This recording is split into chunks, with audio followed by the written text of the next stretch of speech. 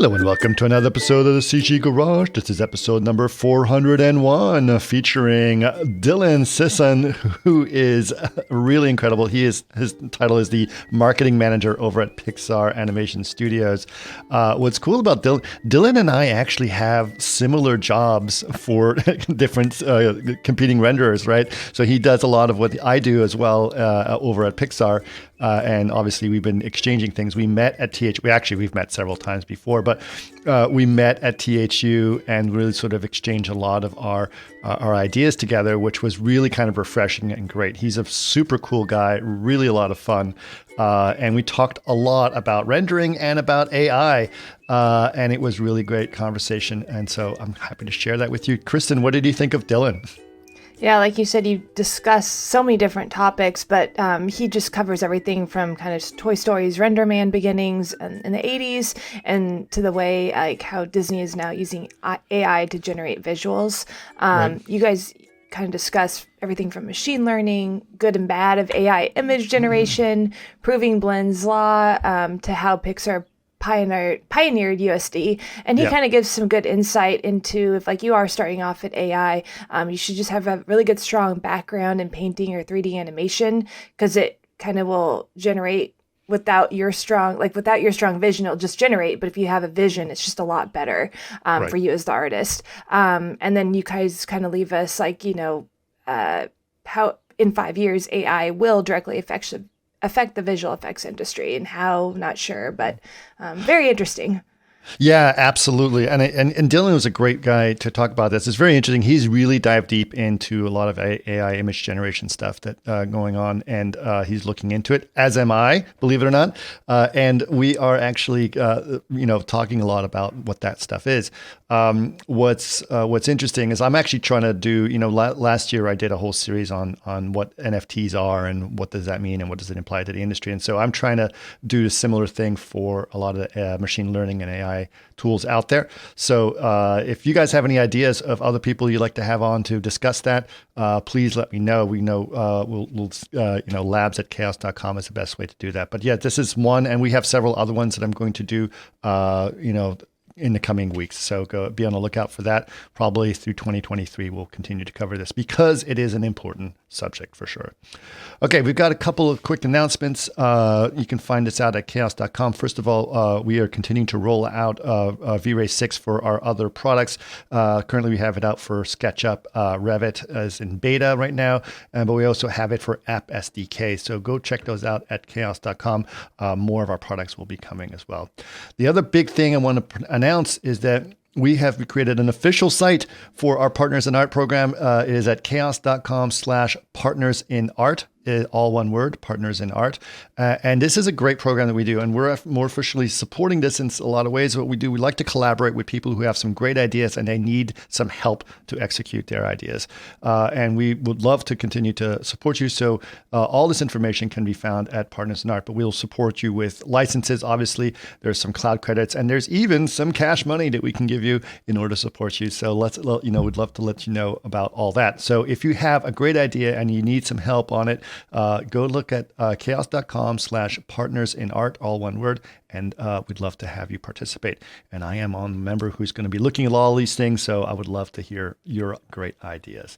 Okay, we've got a couple of other events happening online. Kristen, what's going on? Online and in person, I believe. Yep. So you can find these out at chaos.com/events. The first one will be November 15th, and this is an online one. It's Chaos Day India, and this will be the 3rd edition. And then November 17th through 19th, we will be in China for SketchUp China 3D Design Summit. So again, go to chaos.com/events to find about these events. Perfect. Great. Okay, cool.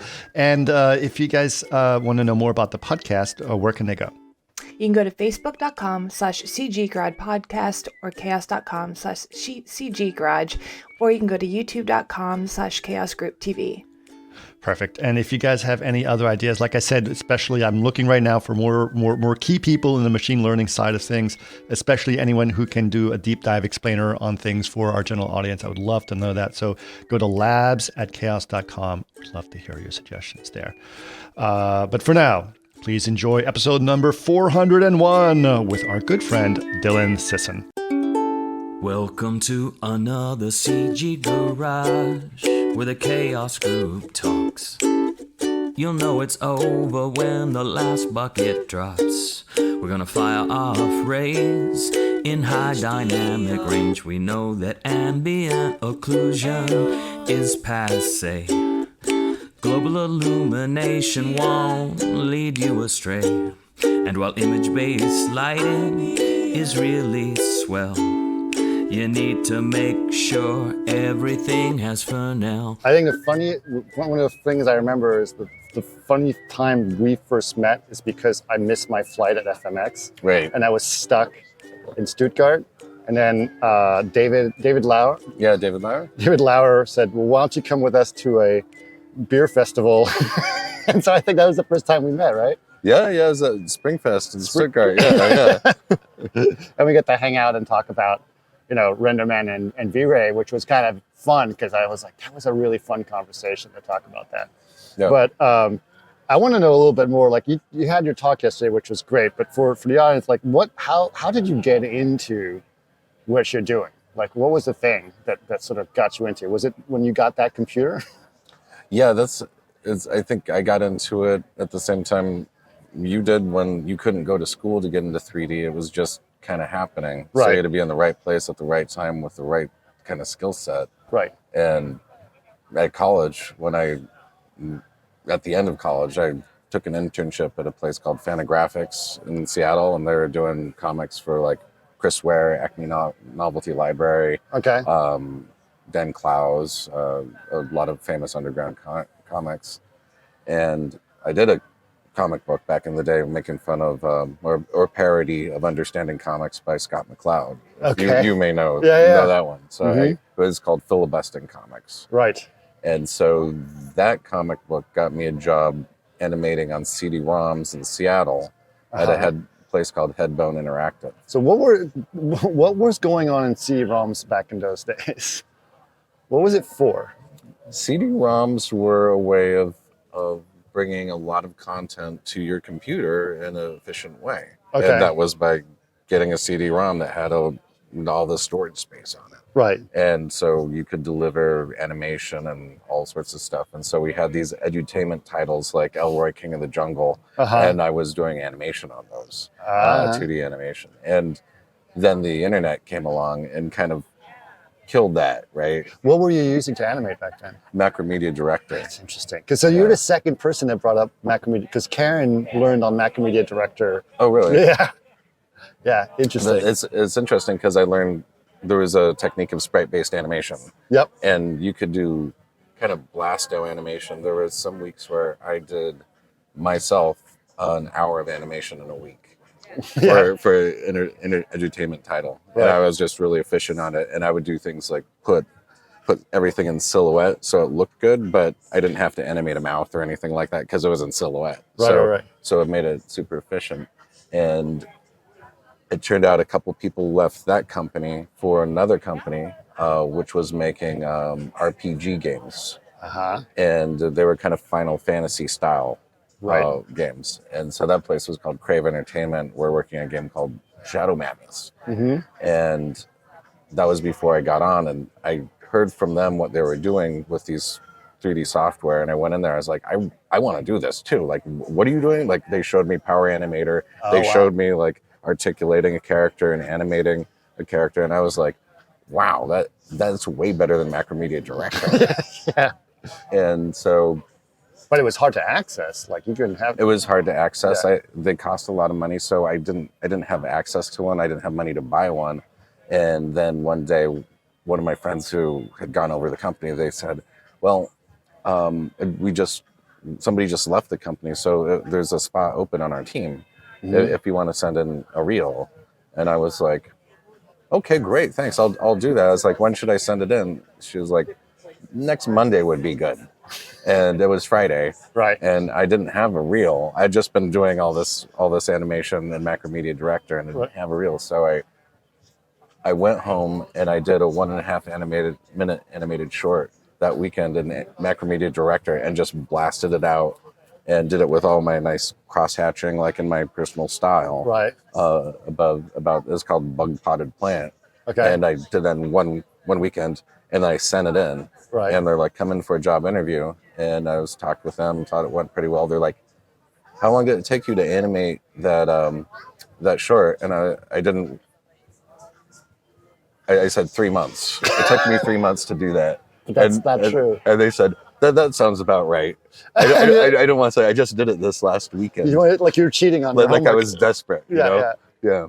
And I didn't, because they would have said, well, where's the rest of your animation if you can do one of these each weekend? So, so I got started there, and that's where I started learning about, I'd go to lunch and I'd read about NURBS surfaces and IK handles, and was just started soaking it all up. Yeah. Okay. And so you just kept getting into that stuff, right? Yeah, and it was kind of a process of, I came in kind of from the art side, and I liked the technical stuff. So the more I got into it, the more I was like, I like shading. Procedural shaders are amazing. Right. I like lighting. Lighting's really, I enjoy rendering stuff, and I just like the whole process. Right. And then eventually I did another animated short, and my boss at the time was married to my future boss in the RenderMan group. Okay. So yeah. Interesting. All right. So how did that transition to Pixar go?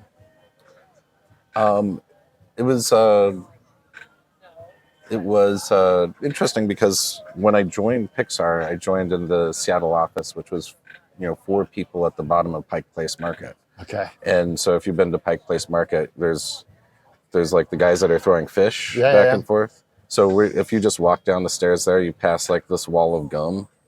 There's outside the theater sports place, and you could walk down the alley, and just out of whiff of smelling distance of the gum, that's where our office was. Oh wow! So it was like kind of seemed like a small mom and pop shop, right? Because there's 4 of us, and just started working and doing a bunch of stuff for RenderMan, doing making demo assets. And but how did that work for you? I mean, you weren't a programmer, right? So you were right. So what group at Pixar did you go in? Like, what was your job description when you started? Right. Well, I was doing customer support, so I'd support people with installation stuff, and I would do demo things, and I was there to provide feedback on the outward-facing tools at the time. Okay. So RenderMan development wasn't in Seattle. That's where we were making plugins for the external. There were plugins for external DCCs that weren't used at Pixar, like MTOR, like Maya to RenderMan. Yeah. So I was there as sort of like, well, this works, this doesn't work, and I was the artist in residence that was testing the software, providing feedback, and then communicating to people at different studios like, this is what it does. And here's how to use it. Like I kick the tires on this thing. Yeah. Okay. Yeah. Yeah. So that's kind of what I was doing out of the box. Right. Okay. Well, that's like you and I were talking about, like that we had similar sort of backgrounds and our responsibilities within the company. Right. But you've been now at the company for 20 years, right? Yep. I started I just got my 20th anniversary award. Right. And because of the pandemic, now it's 23 and a half years. But you just got it, right? Right. Okay, wow. Right. All right. Right. So 99 is what 99, yeah. Yeah, okay. Yeah. Interesting. Yeah. Interesting. Okay, so, and did you stay in Seattle the whole time? Are you still there? I was in Seattle for a number of years until 2005. Okay. And then in 2005, I decided to move down and take an opportunity in kind of the marketing side of RenderMan, and kind of headed the marketing group for RenderMan, and moved to the main studio. Right. And I've been doing that ever since. Yeah. Right. Okay. Yeah. Well, that's interesting. So, I want to talk about, there was a lot of stuff that you talked about. It was interesting about obsolescence of technology, or when you learn something and then things become obsolete. So you mentioned the CD-ROM was like, everything except for CD-ROMs, and then the internet came and just killed the need for CD-ROMs, right? Yeah. So what are some of your thoughts on that obsolescence? Like, the longer that I stay in the industry, the more perspective I think I have on it. And especially like when I was talking on the talk yesterday, like just the idea of exponential growth and how that kind of transforms our industry, different sorts of kind of breaks. Like Right. you have enough compute power to do a certain thing at a certain time, and then all of a sudden, because of exponential growth, then you have more memory and more power, Right. and you're able to do a whole new category of something that was impossible 10 years earlier. Sure. Yeah, so kind of the obsolescence of, even if you look at the transition from RenderMan at the very beginning to where RenderMan is now, it's gone through a number of different phases where it was originally a scanline renderer, became a hybrid renderer. Right. And scanline renderer at the time was super advanced, super memory efficient, Yeah. could handle a whole bunch of stuff. But once we had enough compute power, all of a sudden these algorithms that we knew about in the 80s could be applied to production. Right. And there was a whole change that happened in the industry with physically based rendering. And we're seeing a lot of that happen again with AI, just because we have reached a new step where all of a sudden we can use it. Yeah. Yeah. I want to get into your AI thoughts because I want to, mention about our panel and everything else. But tell the story about like Toy Story and how long it took to render, and then the render time story. Right. Give us our render time story, because that's a great Right. one, and I think people can appreciate that one. Yeah, no, it's really. And they didn't even know that they planned when they would actually be able to do it, right? 1986. Yeah, and it was a testament to like everybody at Pixar and actually ILM's computer graphics group, where Right. that all started with Ed and his whole team. They saw 15 years in the future and said, we want to make an animated feature film. We can't do it today because we don't have the hardware. It would cost billions, maybe trillions of dollars back then to buy all that hardware. But they used Moore's law to say, at some point, we will be able to render a feature film. And if we look at the exponential curve, we think that's going to happen in 1995. And they started planning for that. Right. And when Pixar was founded in 1986, when Steve Jobs purchased it from George Lucas, the computer graphics group, they're like, okay, we're gonna make our feature film. We can't until 1995, so let's sell the Pixar image computer. Right. So they did that for a little while. Then they released RenderMan, and all of a sudden that was being used in visual effects. Jurassic Park came out in 1993, and Pixar did a bunch of commercials, and then kind of built out the tool set, kind of built out the pipeline that they would need, kind of added more features for rendering 3D. And then when 95 rolled around, they had Pixar's Toy Story in the pipe. Right. And released it right when hardware allowed them to do it. Right. Which is mind-boggling. Yeah. And one of the other data points you're talking about was that at the time, for a feature film frame of Toy Story, I was talking with Tony Apodaca. He's estimated that, because we didn't have a RPG group at the time, a render pipeline group that would gather all the metrics. Right. It took about 5.5 hours to render a frame for Toy Story. On average. Right. On average. And when they rolled out Toy Story 3, they re-rendered Toy Story and Toy Story 2 for stereoscopic. Uh-huh. And they rolled out all the old hardware, right? Right. And all the old SGIs, and kind of dug them up from different places. Like we had a bunch still in Seattle, so a lot of those were like, you literally had to dust off the SGIs to get the data off, right? well, yeah, to put on the old software, because it only ran on those old machines. Right. And then we generated all the rib and sent that to the render farm, and the frames came back, and they thought there was something wrong. And then they checked, they're like, the frames are fine. It just took about a minute for them to render. Right. In 2010. 2010, right? Yeah. And so, that's Moore's law. Right. And it's not a linear thing. It's like from 5.5 hours to 1 minute. And if we render them today, if we project with Moore's law, probably about a second. Now, is that because you had to obviously go back to your legacy system? Were you still you're using the old RenderMan too? Oh, we were using like the old RenderMan on the new farm. Yeah. New farm. So this is all just hardware. Yeah, it's all hardware related. Yeah. Right. Interesting. Yeah. And you were saying that it would be a minute a frame in 2010. Today, 12 years later, it'd probably be a second a frame, right? Yeah. Yeah. Right. So if you just look at what compute is providing us, right, it's really allowing us to do completely new things that were actually impossible just like 5 or 10 years ago. Right. Right. Interesting. Now, actually, here's another question. RenderMan was single-threaded back then. So were you using one core to do a frame and it still took a minute? That's a good question. I believe so. Okay. I believe so. That still makes sense. I believe so. Yeah, that's interesting.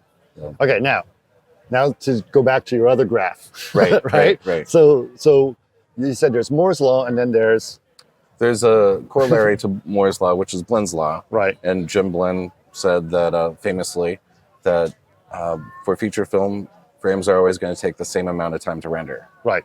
And if you look at the data, he's more than right, because they're taking more time to render now, because there's a corollary to just having things render faster.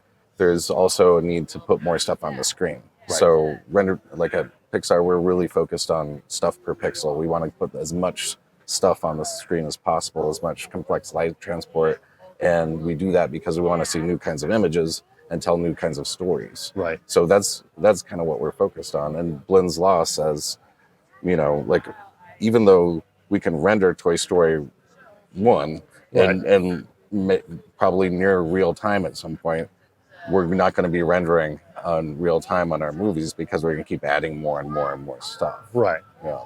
So your render times now are what on that graph? Is about how many hours a frame are you looking at? Some of those things. Usually the metric is if it can render overnight, then it's ready for dailies the next day. Right. And so the final frame renders, I think we're around 14 hours, I believe. Okay. And one of the interesting things that we'll do with dailies even, and that seems like a long time for some people. Sure. Right. But for what we do at Pixar, we're doing a lot of light transport, a lot of ray bounces. We're doing complex things with air and volumes and all sorts of subsurface scattering stuff. And there's no pre-compute anymore. We all do that in one pass. Right. So that's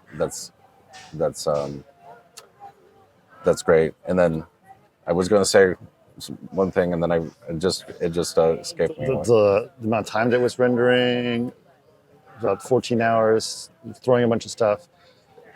We're going to get to the denoising, because that's going to be the next step for this. Right. Yeah. Oh, and for what we're doing right now. Hey, I'm podcasting, buddy. It's okay. For what we're doing, like on Incredibles 2, we do checkpointing.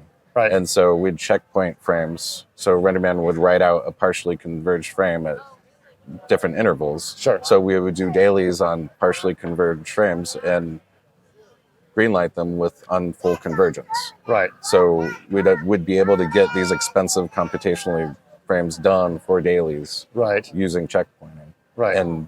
And so there's strategies to Blinn's law essentially is gated to rendering something overnight. Right. Yeah. As long as you can get it, as long as it's available in the morning, right, you'll have it. Yeah. I did have an enormous shot on Ghost Rider that I was working on. It was the big bike transform thing, and it was the last shot I had to render, and I had like a week and a half left on the show. But it was I had to put ray tracing on it because no one liked the reflections. This is way back in the day. Mm-hmm. So no one liked the reflection occlusion. So they wanted like real ray tracing with like one, and it just took like 30 hours of frame to render, and it was a huge shot. So I just sat there and waited all week for it to render. Nice. And so, but it was interesting. It's like, and that was a point for me where I was like, I don't want to render shadow maps again. Like, I don't want to do that anymore. But yeah, it's fascinating how that render time has happened. So, and then the other thing, obviously, you and I got into is you talked a little bit about, or you talked a lot about some of your interest in AI art, shall we call it? But we also had a panel on it that we discussed some more. So, first of all, let's take your perspective on this and what do you think of it? What have you done with it? Where is it going for you? Yeah, this isn't something that we even talked about last year. Right. This just happened like in the last 6 months. So whenever people are listening to it, like AI's probably already changed by the time that people hear it. Yes. You know? Yeah. And so I got into it in May when I heard about Midjourney, and I got into the beta program, and I was just going to kick the wheels on it. I like kicking wheels on new tech and just seeing what it does. And Right. I was kind of blown away by the images I'd get out of it, and ended up punking everybody I knew on Facebook by posting stuff that I generated with Midjourney, pretending it was stuff that I was taking on the beach where I was at the time. Right. And I found it really fun just to kind of iterate and curate these images that were generated by the AI just by typing in, strange artifact on dirty beach. Right. And just kind of dialing in different weird stuff and then posting that and being like, what is this thing? And some people knew right away that it was GAN, and some people had no idea what it was. And right. So it was. Was that what was interesting? Was it more interesting to you that people were confused and their reactions to it, or was it or did you enjoy the process more than that? Because I was just having fun with it. Yeah. So I was like, what am I going to do with it? Right.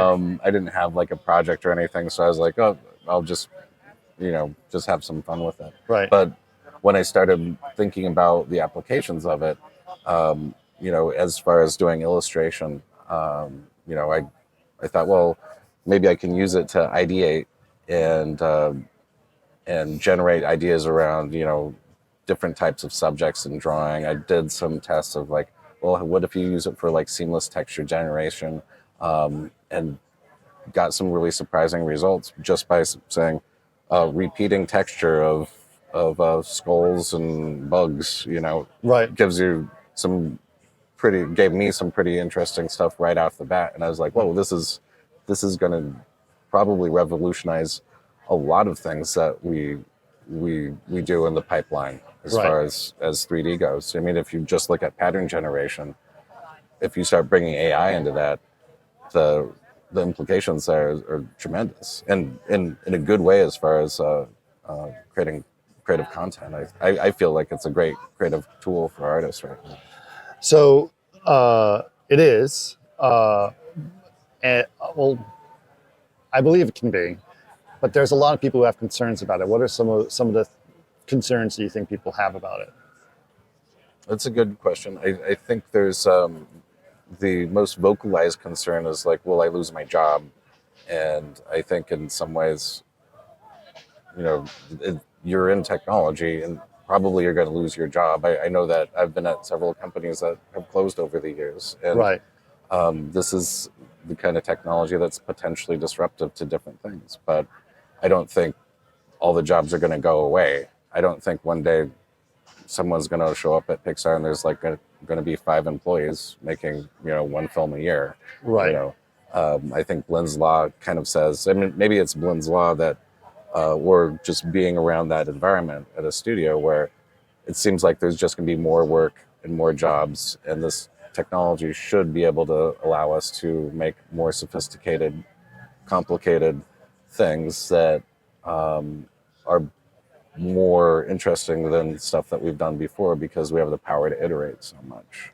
Yeah, I think that's a very interesting idea, obviously, but I think that there's, concern about like, I've spent a lifetime learning how to do this thing, and now someone's just typing it in and doing that differently. So the content's obviously very important, but let's talk also a little bit about... and just to put a button on that point that you just raised, I think if somebody has been doing art their whole life, if they go into an AI content, creative content generation tool, Right. they're going to have fundamentals where they can, create an artistic stamp on it. Like Right. if you look at Meat's work that he's doing in AI, like that looks like his work. And Yes. he's able to guide it towards that kind of vision that he already has in his head and Right. his technical background. I don't think having that knowledge is somehow thrown away. I think it actually allows you to step into the realm of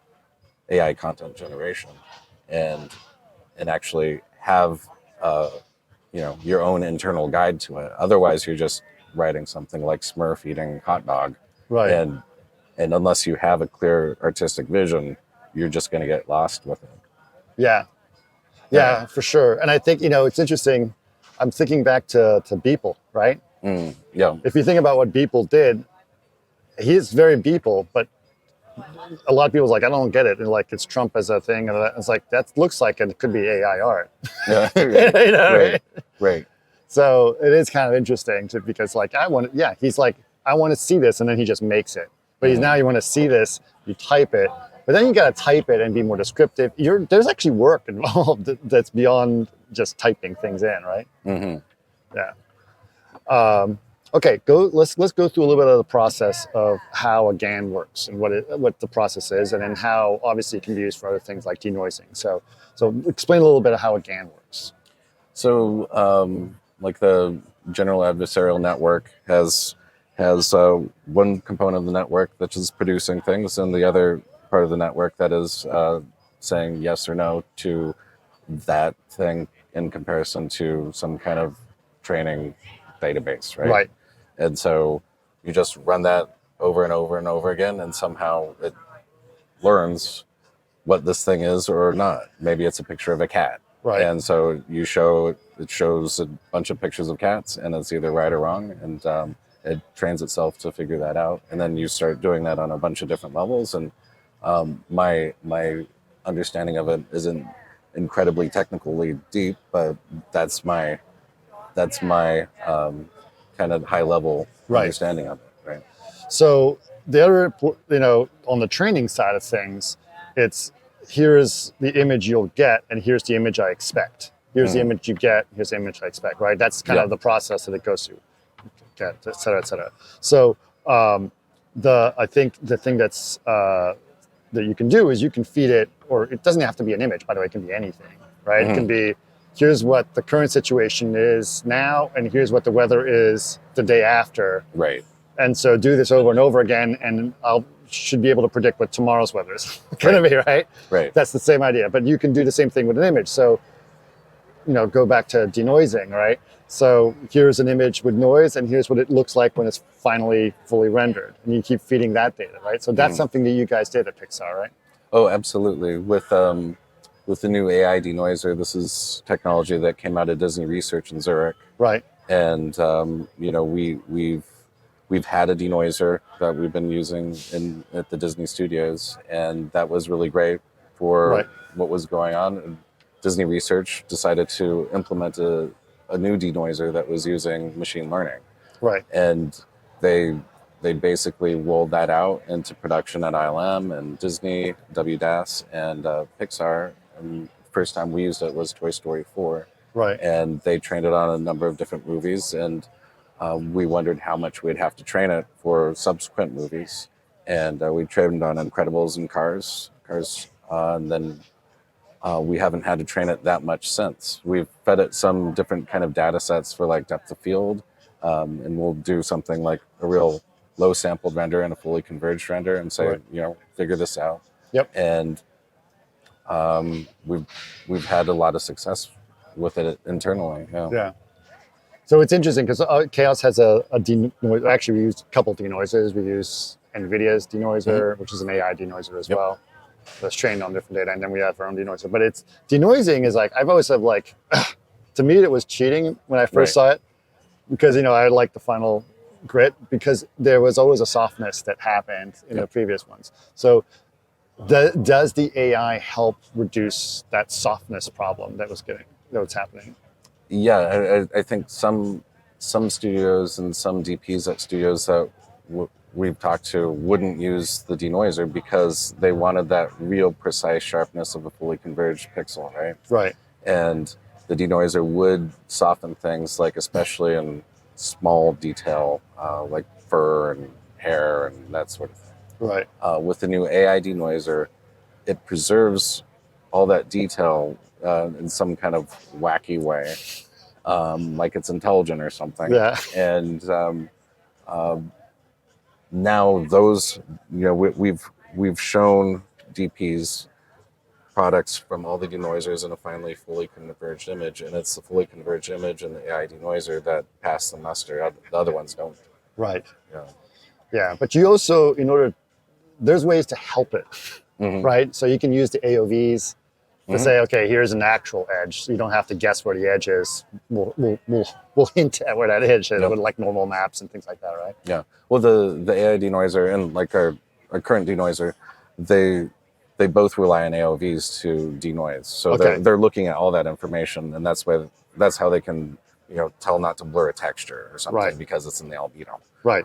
And the subsurface scattering. Oh, maybe it's noisy here. We'll clean that up. Right. And then that gets combined in the final like denoising process. Right. And with the AI denoiser is just the same. It looks at all these different AOVs and it can, make calculations just on one lobe, Right. and then clean that up. But for things like the hair and fur, like it does a really good job with that. And it also is able to, because they're doing multi-sampling as far as the denoising, multi-resolution sampling, which, as far as I understand it, reduces kind of these low frequency artifacts that would also be kind of endemic in the like animation. So the temporal stability between each frame. Right. So you use multiple frames to noise to calculate noise across, right? Well, yeah, and then we use the 3 frames before an image and the 3 frames after an image, and the image itself to run the denoiser, so it's temporally stable. Yeah. We do the same thing. Yeah. Yeah, because it's a problem. It's like because you get the flickering otherwise, right? Yeah. Right. Yeah. Interesting. Yeah. Okay. All right. Well, that's really cool. But that also means that your denoiser is a process that happens after. It's not a real-time process because you have to render everything first. Currently. Right. Currently. Some of the future plans involve bringing the denoiser into the brains of RenderMan. Okay. So then it can be used during the actual rendering process to kind of provide AI as far as the adaptive sampling goes. Right.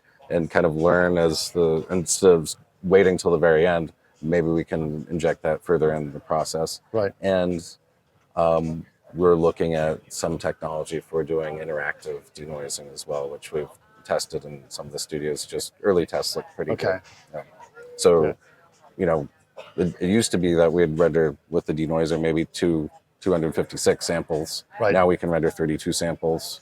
And even when you render with 1 or 4 samples, you still get a good image. So if we can do that interactively, that's kind of cool. That's a win for us. Yeah, absolutely. So for us in Vantage, we actually have multiple denoisers that you can pick from, right? Because they don't always, like certain situations, they act better in one denoiser or another denoiser. So have you guys noticed that too, that you have different situations for that? Oh, for sure. We implemented the NVIDIA denoiser as well. So for interactive rendering. Right, because it's fast. Yeah, because it's fast. It's interactive. Right. So so that can be great. And sometimes when you're working, you want to have it on, and sometimes when you're working, you don't. Right. So it just depends on what kind of operations you're doing. Sometimes I actually like grainy images. Yeah, it depends on what because if it's soft, you don't necessarily. You can't perceive the texture. Yeah, exactly. So if you can see the grain. It's weird how our eyes can see texture through grain, but not through blur. Yeah, exactly. Yeah, it's interesting. Okay, and you mentioned there's some other things that you guys, or at least Disney Zurich is researching in terms of AI stuff, right? So what are some of the things that are being studied over there? They're studying a whole bunch of stuff. Like some of the upscaling is really interesting for us. Yeah. They're putting a lot of research into that. They're doing research into in-betweening. There's research into things like even story narratives, like visualizing stories using AI, reading scripts and figuring out if it's hitting all the right metrics that we're tracking for stories. Interesting. Some of the ideas of if you want to screen a film for a test audience, traditionally we'd interview everyone when they came out and say, how'd you like the film? What was the funniest moment in the film? Now we can put a camera on the entire audience and use AI to look at each individual person in the audience, and if they're paying attention, if they're laughing, if they're sleeping, if they're looking at their phone during the film, and track in real time their actual response to each scene in the film. Right. Yeah. How do you think the audience is going to feel about that? Well, these are test audiences, so Right. so that's what they signed up for. Right. Yeah. Yeah. So we're not surreptitiously doing this to everybody watching movies at home. True. I hope. True. Yeah. True. Yeah. True. True. I've always wondered about TVs with cameras in them Yeah. Yeah. because. I saw 1984. I know, but it's not just that. It's just that it's specifically it's a very Web 2 thing where like TVs are very cheap because now they sell you ads, Mm-hmm. right? And if they can see your reaction, they'll sell you things based on your reactions and Yeah. how you feel. So Yeah. a Absolutely. little scary. Yeah. One funny thing that happened at SIGGRAPH, I was in a meeting and I was talking to some people, and we were just having a conversation about something, and I said, well, it was just an analogy. I said, well, it's like if a banana cost $1 and then you got 50 bananas for $1. Right. And then somebody's watch said, searching for bananas. I was like, oops, I just think you bought some bananas. It's just like, it's weird when they chime in and the wrong moments. Yes. You're like, what are you doing? What are you doing? Okay. All right. So let's go back to the GAN system, right? So the training data that happens there. Yep. One of the things with training is obviously you have to feed it a whole bunch of data. Yep. Right. And Mark was talking about how his name appears in searches and on Twitter like 50 times a day because people are making AI art and using his name as the inspiration. So what are your thoughts on that process?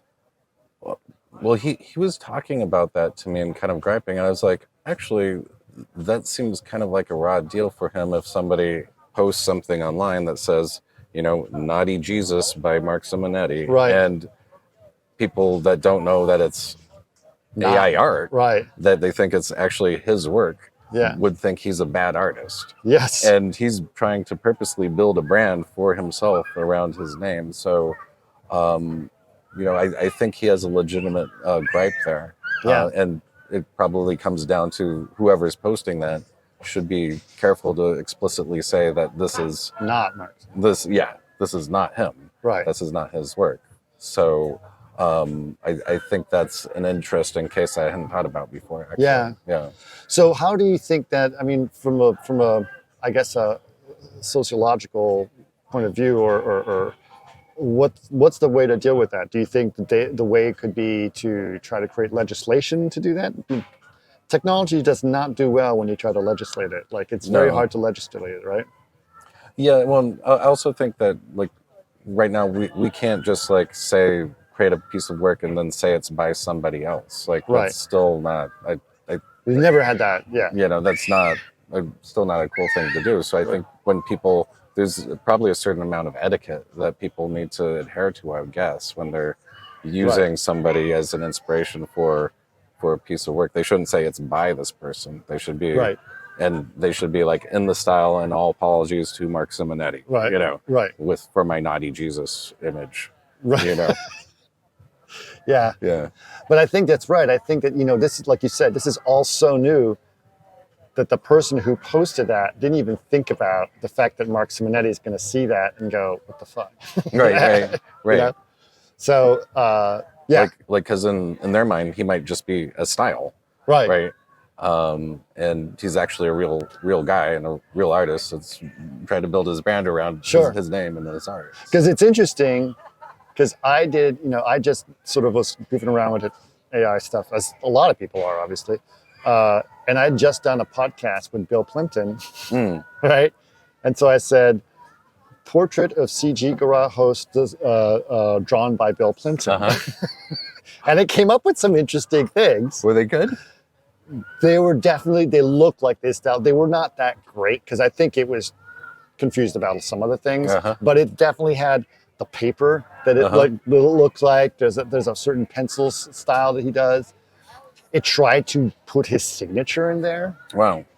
It failed at it, obviously, badly. I noticed, like, when you did your artifacts in the Time magazine thing, it tries to write Time magazine. Doesn't. Well, the New Yorker. Sometimes it was New Yorker or New Yakro, and like just it can't spell. Yeah, because it doesn't understand letters. It understands shapes and colors and contrast, right? Mm-hmm.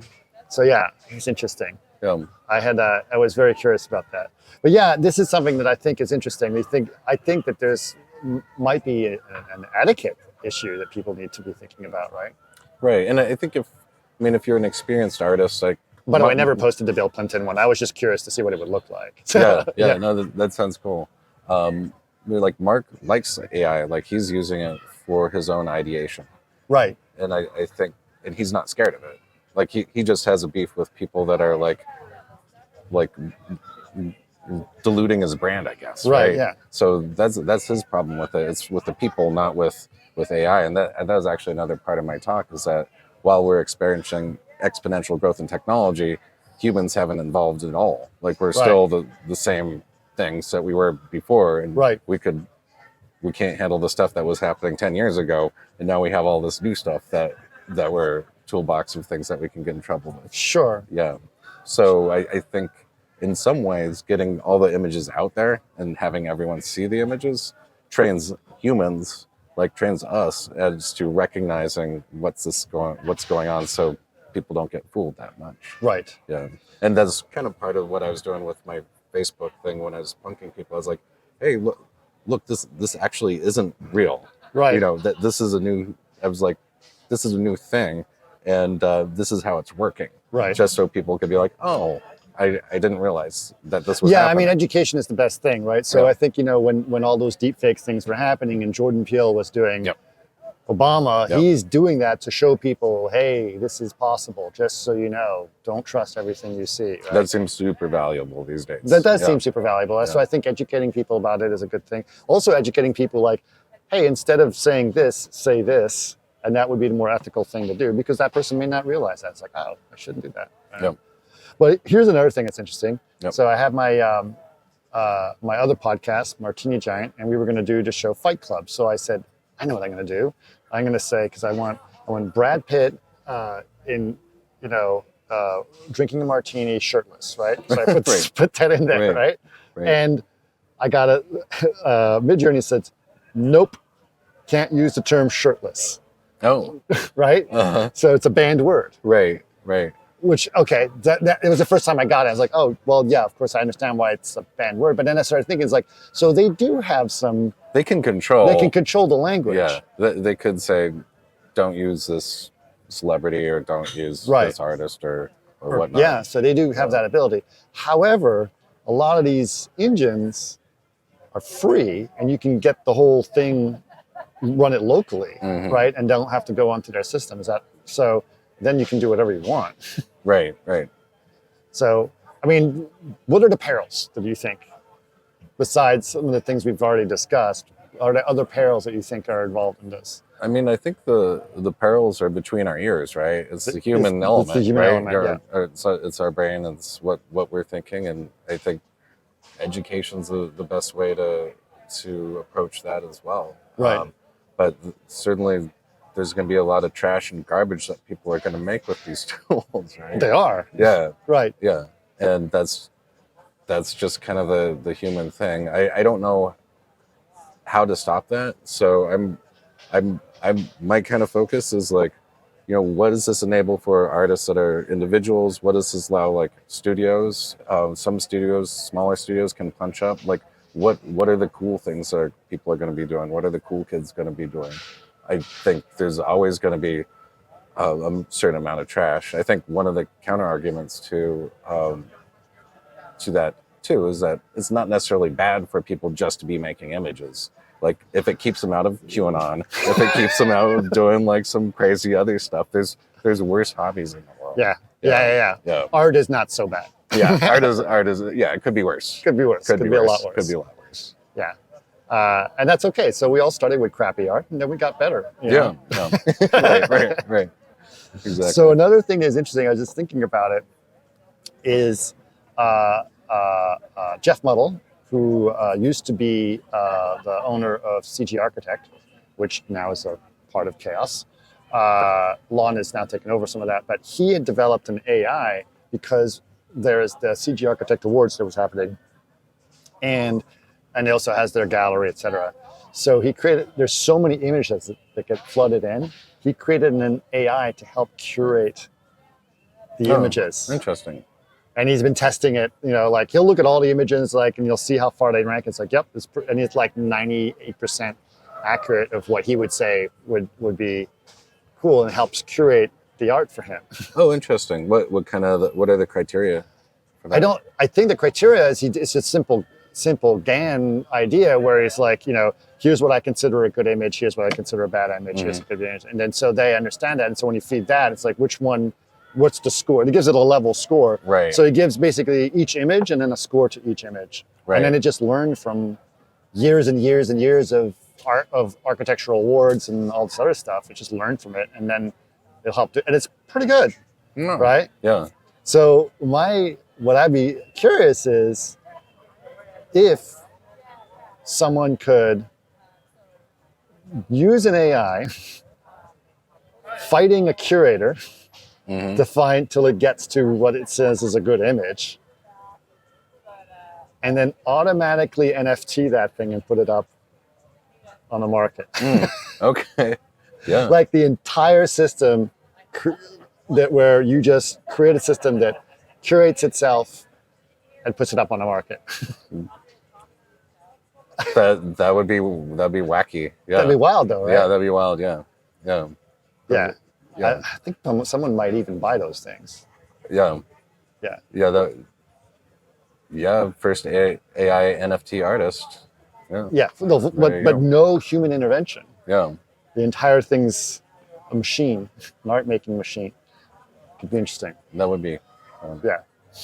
Okay. Well, go ahead. And NVIDIA's using AI on its GPUs to design better GPUs. So Yes. So there's a nice meta thing there too. Yeah. And then you guys, a lot of vendors are also looking at AI to create more efficient code. Yep. Right. Yep. So yeah, that's also an interesting thing. But you're right. This isn't going away. We're not going to be able to. We can't put the thing back in the bottle. Yeah, it's done. Yeah. Yeah. Okay, but remember the other thing I always like to remind people is that a lot of these systems, especially machine learning, are learning based on things that already exist. So things that don't exist, it doesn't know about, right? And so a lot of times things that are interesting or creative or are things that are new, we wouldn't be able to come up with that naturally speaking or through that system. So, and then you mentioned specifically for every movie we create, we want to make it new. Right. So you can't make a Toy Story 5, 6, 7 all through just learning what 1, 2, 3, 4 did. No, that probably wouldn't work. Right. Yeah. And I think it's interesting because if you look at movies, if you look at like Toy Story or Alien or whatnot, movies kind of reflect the zeitgeist of the time back at the society in a lot of ways. And I think it takes a visionary director to kind of do that and pull it off. So at least a good story, Right. And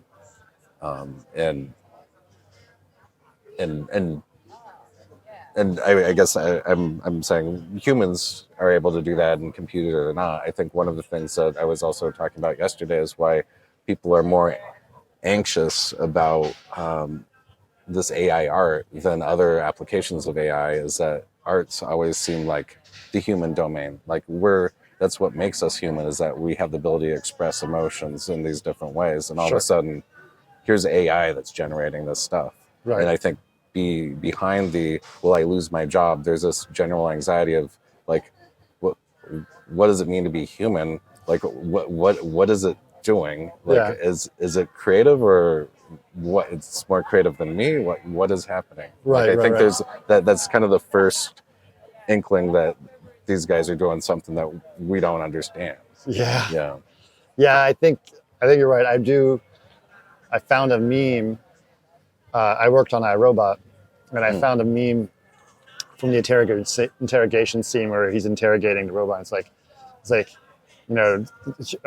robots can be more human. It's like, can a robot create a beautiful piece of art?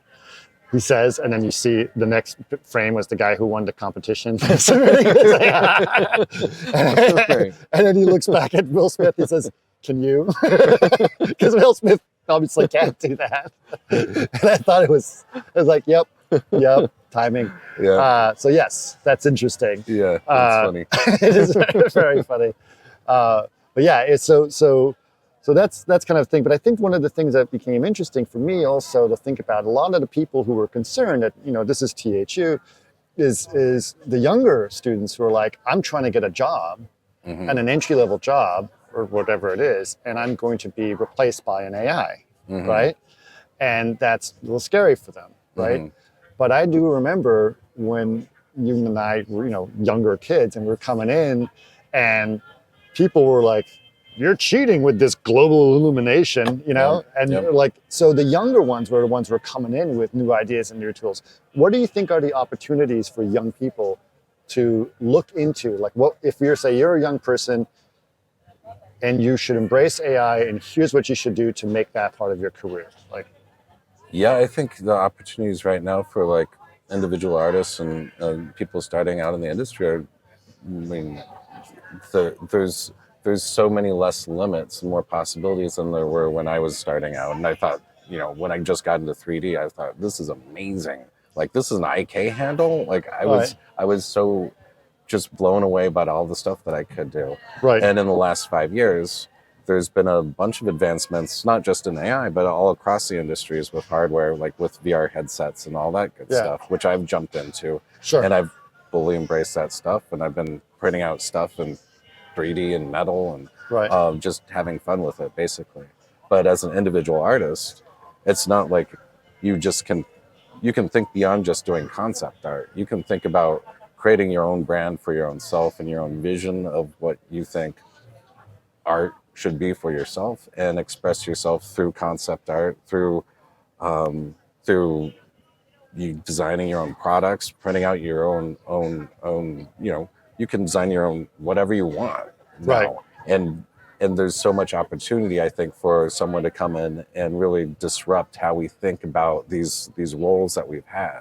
So I'm sure there's going to be a couple Renaissance artists that come in and start just blowing things out of the water and showing that, it's not just this small thing such as concept art, but it can be a lot of different things. What if you start taking your concept art and AI allows you to start generating all sorts of story ideas or different types of animation or different types of products? Like, it seems like it's a real great time for being a creator. And especially as somebody starting out, AI, I think if you get a strong fundamental background in some kind of, like painting or even a traditional skill like 3D animation, like that's going to transfer over into your exploration of AI. I think if you just jump into AI, you're going to be in the position where you're just generating stuff without a real kind of solid foundation. But if you have a vision when you go into it, it's like when you work in 3D, you have to have vision when you go in. Right. It's kind of the same thing. So I think it's a really exciting time. But we also grew up in the industry when things were chaotic and things were, companies were collapsing all the time. And, that's okay. Like, we're all going to show up at another company doing other stuff because we like the technology and art. So I think it's a really exciting time. Yeah, I guess you said this last night. I think it's like you signed up to be working with technology, so you have to be ready for it to be obsolete, right? Yeah. Right. I mean, this is the ride that we're on, and buckle up and enjoy it. Right. Like, there's a lot of great things about working with technology. One of those isn't security and stability. Right. Like, if you want that, there's a lot of professions that provide that, but their conventions aren't as much fun. Right. And they don't get to be on the cutting edge of whatever's coming next. Right. Yeah, it would be like saying, I learned how to text message on a flip phone. Right. Right. And I got really, really good at it. And I know people who are really good at doing that. That's not necessary. That's a skill that's gone. Yeah. That skill's gone. The skill's gone. Yeah. So it's interesting. Okay, just to put that out there. Okay, now let's go. Final thing is let's go into rendering, right? So Okay. for a long time, we said we started with rasterized rendering.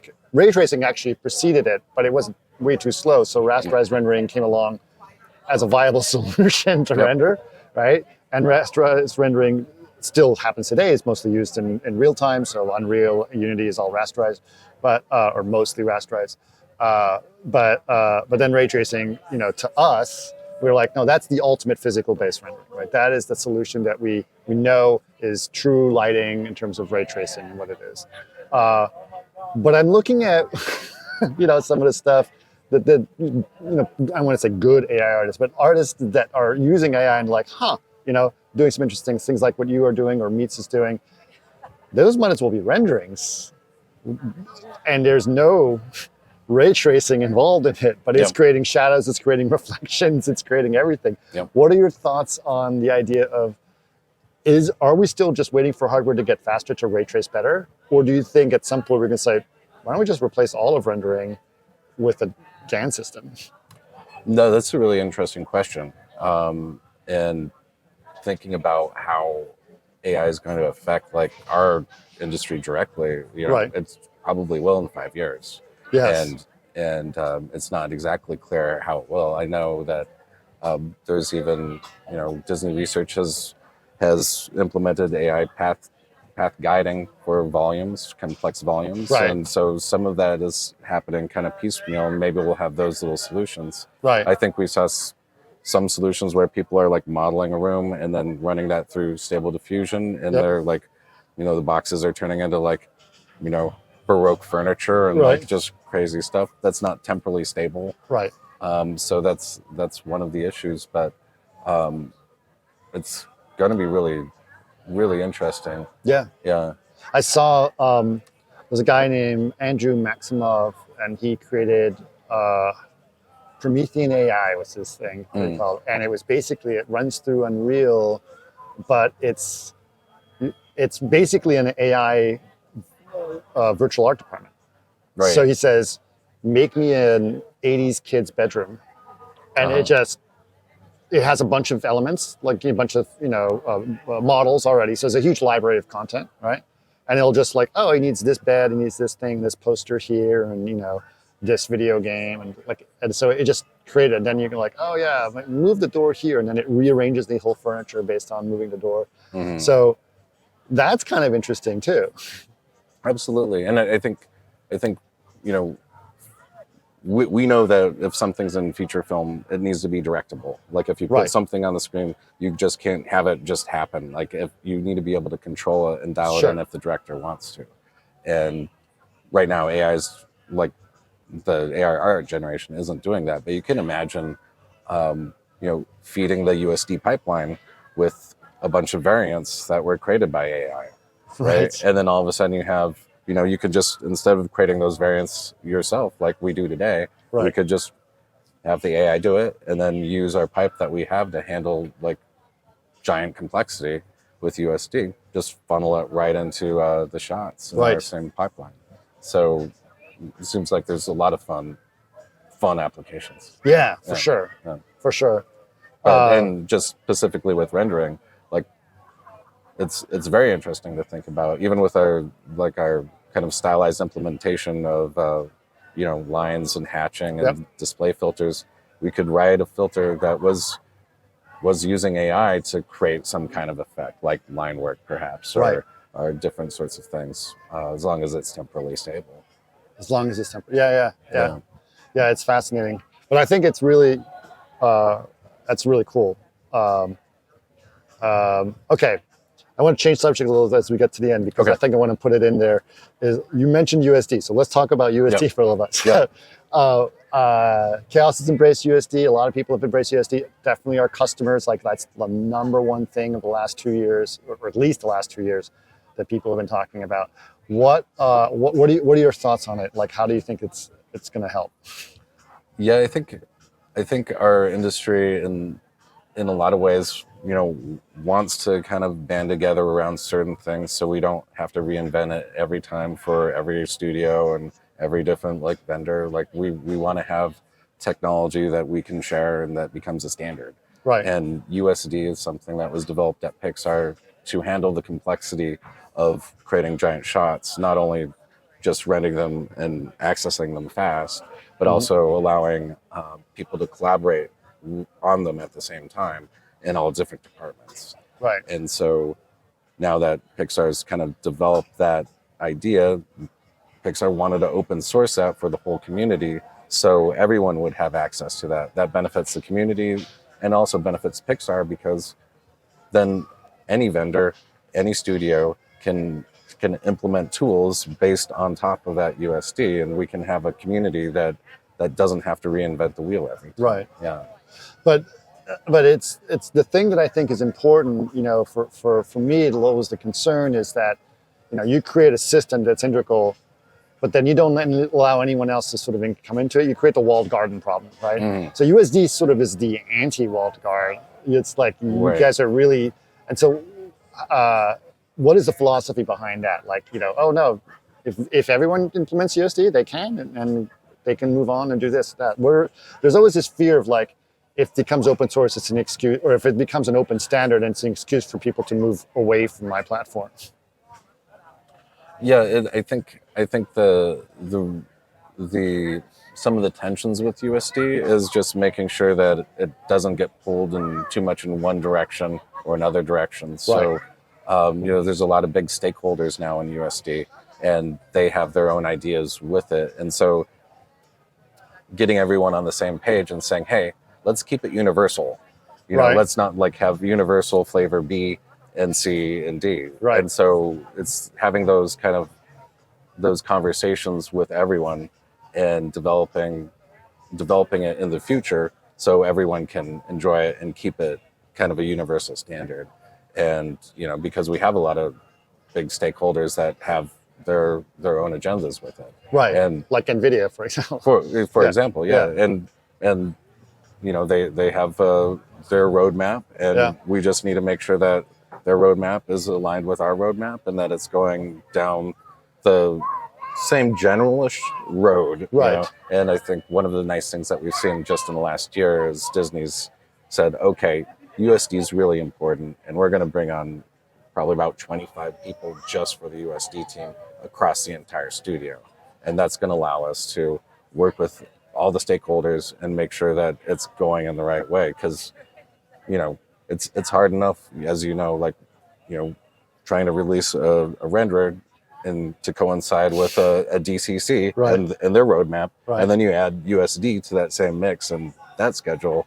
And then you have a fairly complicated problem that you're trying to tease out. But it really, I think it comes down to like collaborating on it together. Yeah, for sure. I think it's really interesting that Disney is like, okay, we're going to make sure this is done. But there's also, is it the Academy standard? What's the, I'm blanking on a name. Oh, yeah. It's the Academy. Yeah. It's part of the Academy. Yeah. That they're trying to basically, I don't want to say regulate, but at least make sure that everyone's playing fair in the open source world. Yeah. Is USD part of that as well? It's not yet. Okay. And that's just because I think that Pixar's just really vested in kind of shepherding it for now. Okay. And is invested in it to the full extent that we can be, I guess. Okay. Yeah. All right. Well, I know a lot of DCCs, were specifically like side effects is really invested in USD. They built the whole Solaris thing. It's become massively demanded now across industry. So I'm very excited about USD myself. So thank you, Pixar, for putting it out there. I feel the same way when I was at DD and ILM put out EXR. I was like, thank you, ILM. Yep, absolutely, yeah. And so I think those are really important and big things. So I think it's good that we think and talk as a community and talk about these things. And the fact that, you and I are sitting here trying to solve similar problems, let's do it once. Exactly. Yeah. So it's awesome. Cool. Cool. Well, thank you so much, Dylan. It's awesome having you on. Thank you, Chris. We'll have to hang out some more. We have a couple more days here, so it'll be awesome. Absolutely. All right. Take care.